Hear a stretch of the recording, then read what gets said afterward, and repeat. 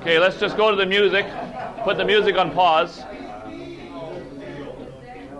All right, so let's get going, guys. What's the next video, Christine?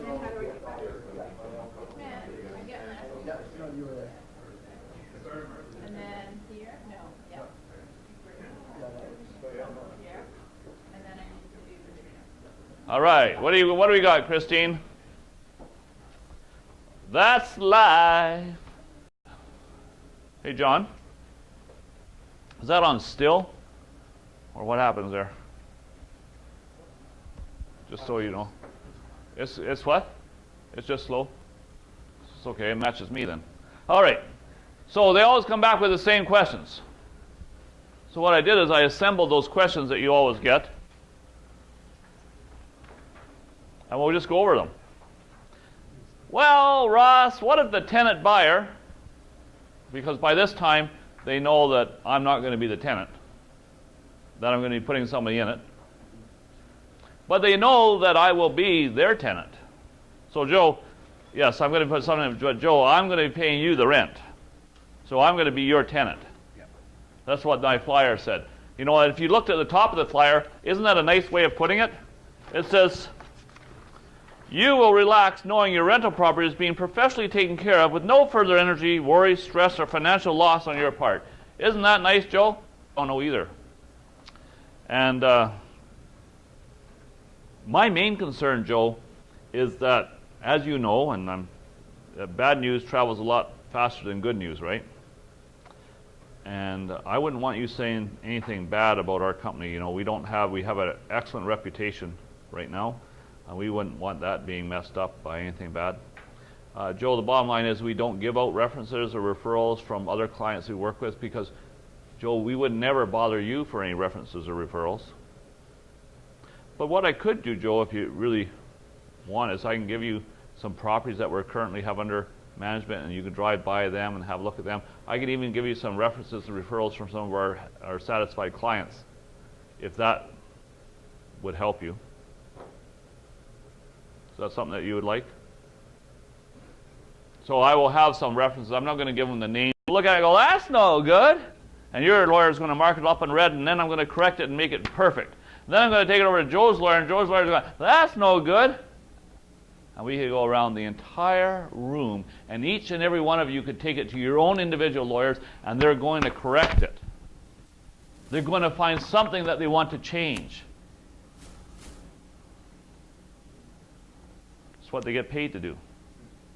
But here's the important point. Just like you said, they might not understand. And what you really, really, really have to understand is this. If you change on, okay, we had, I'll give you a real life example. I worked with these two girls out in Vancouver. And they said, well, Ross, we're not going to set up the corporate structure, which I'm going to show you a little bit later on, quite the way a simultaneous close between the owner and the tenant. Can anybody explain that to me? You used to be able to do this. You used to be able to go, okay, I'll buy it, I'll immediately sell it. You used to be able to do that. Now, you can't. It's not against the law, it's just against banking rules. The banks want you to own the property for 3 months before you sell it. Why? They want to get away from what's known as mortgage fraud, where you buy the property, mark it up to a price up here, and then sell it to the tenant, and then he gives you a kickback, and so he gets 100% financing. So by making you own it for 3 months, you get away from this markup business. Doing things that are good for the banks first, because we're going to get power of attorney. The investors are helping the homeowner. But they do have the right to take it. But I mean, all I'm saying is be very, very careful about letting any lawyers change your contract. Because they're meant to work together now. So in other words, don't be scared to walk away if the owner is persisting that his lawyer wants his team. Right? Yeah. It can be, you know, there's some things that I would, but when it comes to the actual what we call concurrent closing documents of the auction, I'm probably not going to let them change anything because it's very important that I'm able to work those two contracts together. And here's the deal. The question I often ask the owner when he gets any advice from a lawyer, secret, because if Joe really wants to know what I'm selling it to Josh for, will he know? Yes. When we go to close, he'll know. Yeah, that concurrent closes. So why do I have any secrets? Profit's not a bad word. Joe says, well, could I do it myself? He'll go ahead. I'll help you. I won't give you my contracts, but I'll give you some advice. But wouldn't you agree you're right back in the same mess you are right now, having to worry about all the management issues? You still have to find the tenant. Right? Okay, next question. How do you get paid my monthly rent, Ross?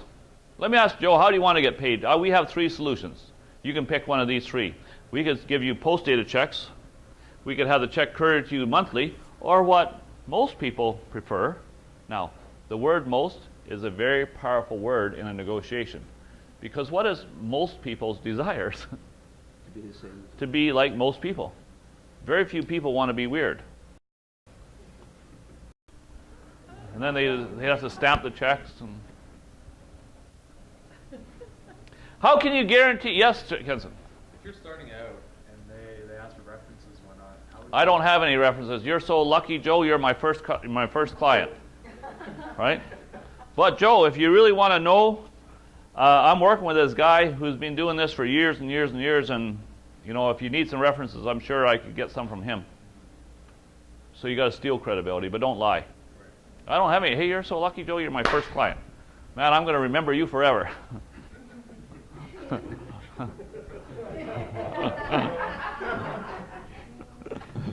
That's a good thing, right? That's a good thing, yeah. Joe, I'm going to dream about you.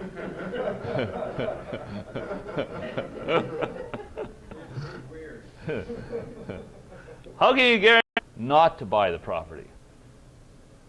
Well, how would you have benefited? Well, would you agree with me that you haven't had any management to worry about? And would you agree that you haven't had any vacancies to worry about? And you haven't done any repairs on the property? And your principal.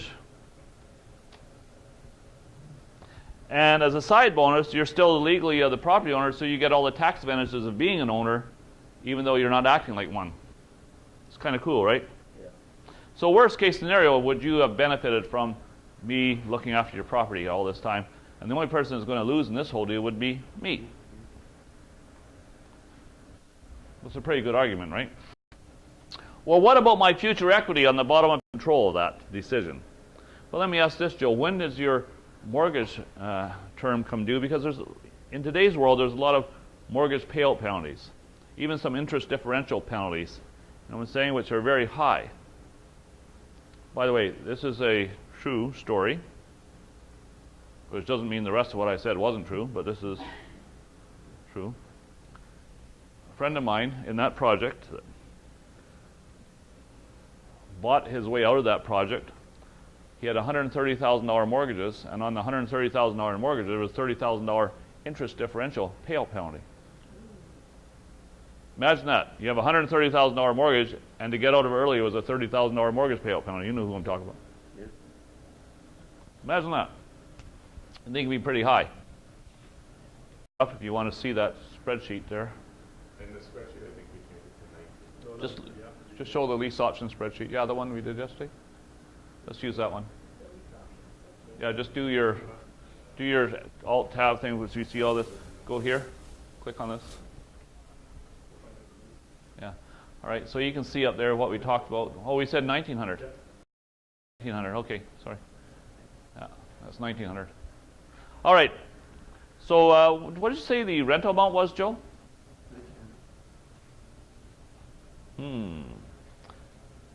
Now. Know that though? Would Joe- I'm the owner. I'm calling it. I'm calling it. Remember, Joe? I'm phoning him up, and he said he had a property for rent, and I said, that sounds nice. You'd like rent to own or something? He's got the property. And he had it for rent, and he was asking 1900 for it.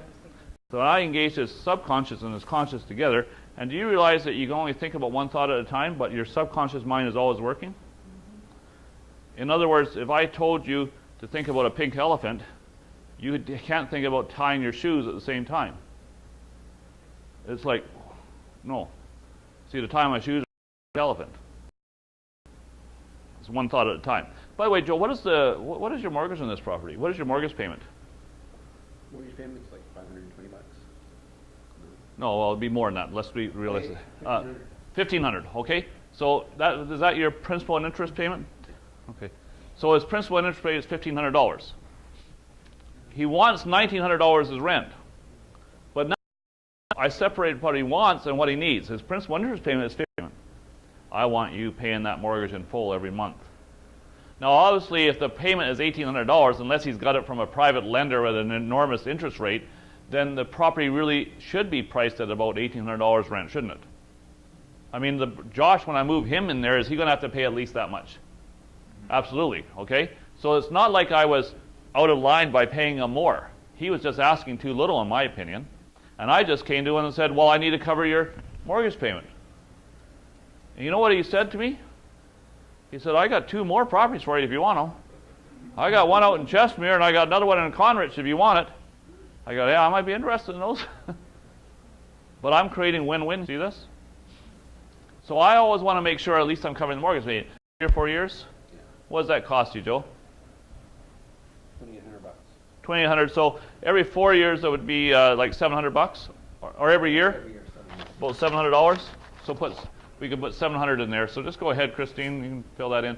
$700. Okay. And Joe, how often do you have to replace the carpet in the place and that sort of thing? Haven't yet. I can tell, Joe. What do you think? Carpet is about $4,000. You have to replace that what every 5, 6 years, 7 years, 10 years. Yeah, spot replacement and then one big every 10 years. Every 10 years. So that's about $400 a year for carpet. Yeah. And Joe, how often do you have to replace the roof? Every 15 years? 11 to 15 years. Okay, and so Joe, how much does that cost? About $6,000? Yeah. Okay, so 60. Well, hot water tank, yeah, do you have to replace that every 10 years so? Rental. It's a rental? Yeah, that'd be in utilities. Okay, so it doesn't matter. Okay. And is there anything else I'm missing, Joe?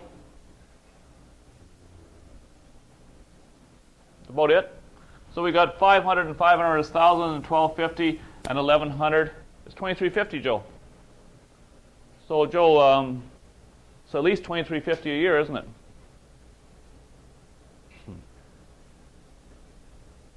Listen to, guys. Between 2,000 and 2,500 a year for a single-family rental, all day long. All day long. So Joe, listen, I'm going to save you almost $200 a month, August 1st.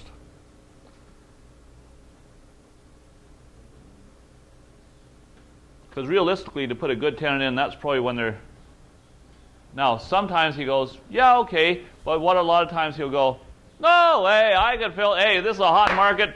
Man, I could fill this thing tomorrow, especially in hot markets. And he could be right. People are moving in all the time, right, Joe? John, in Edmonton, it doesn't take long to fill up a place right now. So he could be right. But here's the deal. You want to stretch this out for as long as you can. Okay?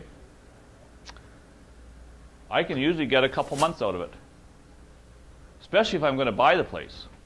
Yes? Do you, were you, let's say the owner says, okay, you can do that. It looks like this. When you first start out, you're going to be unconsciously incompetent. You're going to be, you don't even know that you're going to be good because you're no good. Right? You're unconsciously competent. And then you're going to go into a cycle where things don't seem to be working out. You're getting really good. Man, you're sharp. You got it all together. You got all the answers. Somebody asks a question, you go, boom, you got the answer. Somebody asks another question, boom, you got the answer. And man, you got good. You know exactly what to say, when to say it, and everything else, right? And you become so good that you're no good. You're consciously competent at this thing, and you're no good anymore.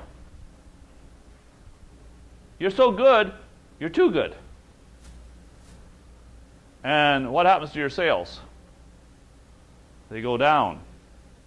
It's a funny cycle. When you can't keep beating them up, because if you keep beating him up, he's going to get so beat up he doesn't want to work with you anymore. But slap him, hug him, slap him, hug him. Okay? Sorry, Joe. I didn't mean that. Slap him again. Sorry, Joe. All right? So I knew you'd like that, Joe. Now, I just told him that he doesn't have to worry about anything. The next question is the big one. Now, Joe, what did you say the purchase price of this property was? Did Joe ever say what the purchase price is yet? Probably not. But I asked the question exactly the same way. It's called setting a pattern. Joe, what did you say the rent was? Joe, what did you say this was? Joe. It's called setting a pattern. If he's not responding to me, I'll do what they call pattern interruption. Joe, the next question I have for you is this. Remember, I always use his name because what's the sweetest sound to anybody? Sound of their own name. So if he's not responding, seriously, because I got somebody that understands that I'm going to be able to work with this guy. He's talking my language.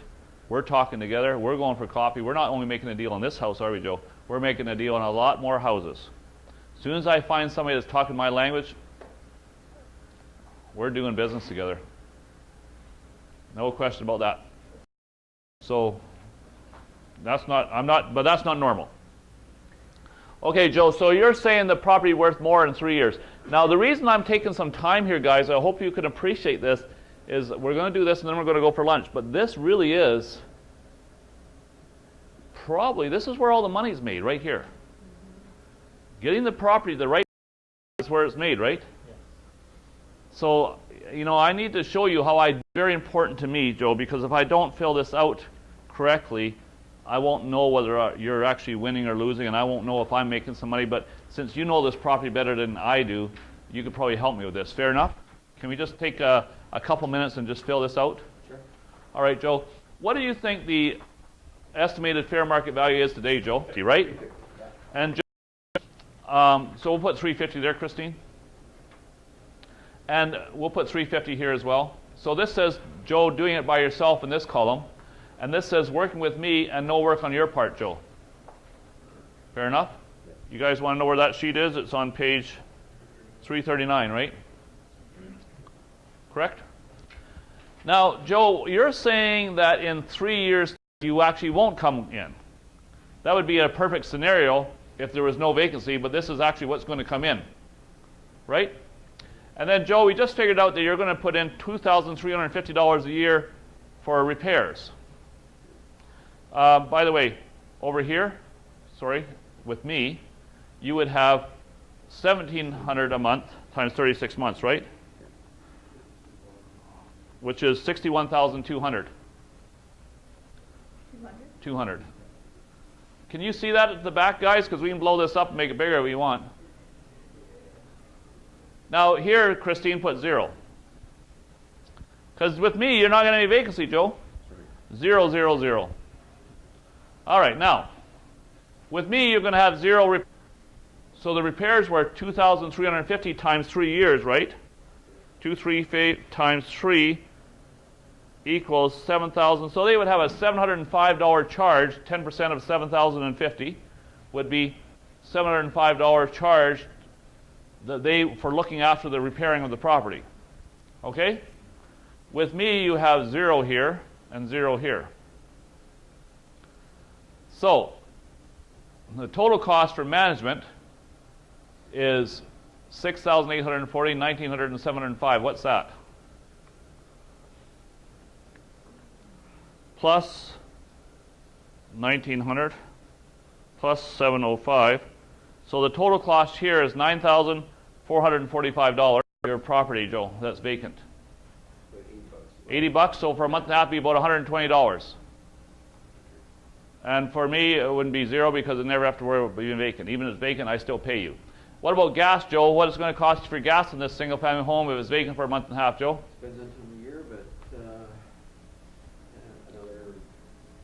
$80. Okay, so that would be 90. It would be 100 and well, let's just say $120 for gas too then, and 0 over here.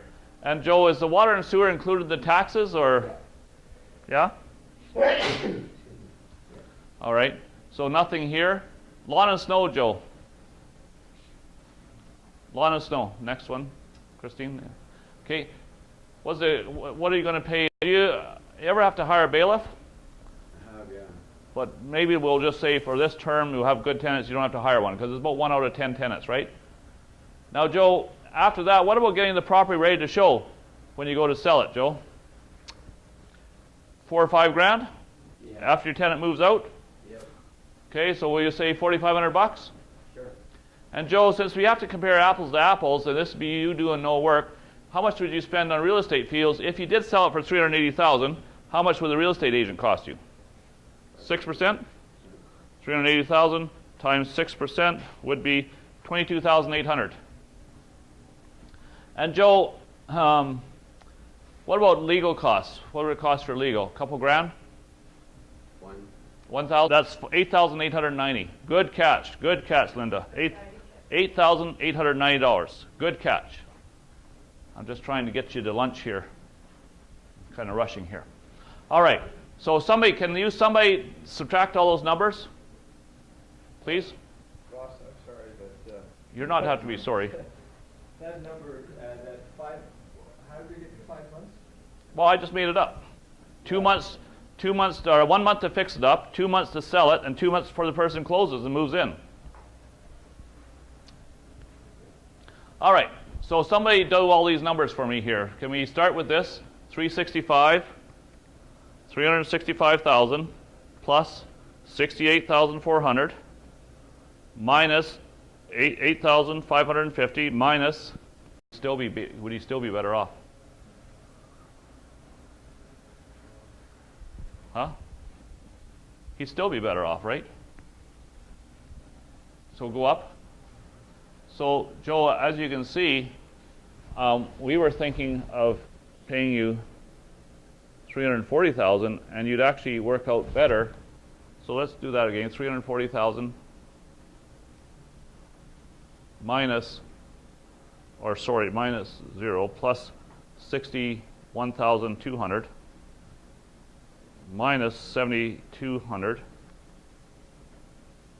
minus 1,000 minus 266,000. You'd have 127,000 here.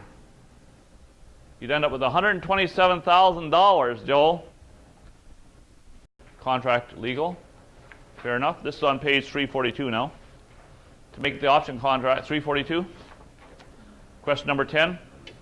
And Joe, we charge $200 a month management. As you now know, that's a pretty reasonable management rate, isn't it? If and only if we buy the property, which pretty much guarantees you, since we make our money managing property, that we're going to be buying your property, Joe. Yeah. And Joe, when can we come in and inspect the property? Because we need to inspect the property. That's just part of our due diligence. As even if we find something wrong with the property, Joe, it doesn't mean that we wouldn't buy the property. It just means that we have to make our tenants aware of any things that might be wrong with it. It's just part of our due diligence.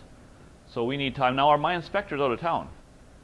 He'll be back in about a week's time. So could we, so we give him a choice, does 3 or 4 work better for you? Fair enough? All right, you guys hungry?